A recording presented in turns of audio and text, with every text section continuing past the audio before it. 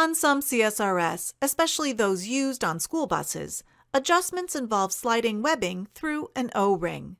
With this type of mechanism, after unthreading the webbing so it can be adjusted, always be sure to double back the loose end of the webbing through the O-ring to lock the adjuster.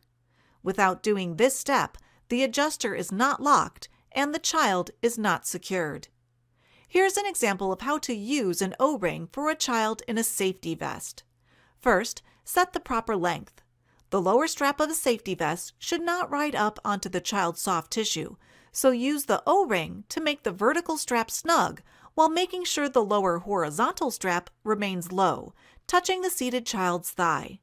Once the proper length is set, begin to thread the webbing back through the O-ring.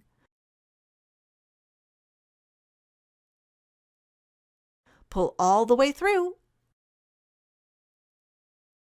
and then pull tight.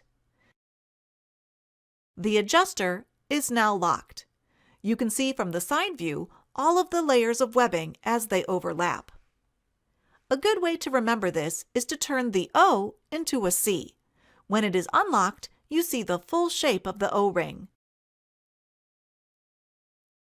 Once it is successfully doubled back and locked, you should only be able to see a C shape.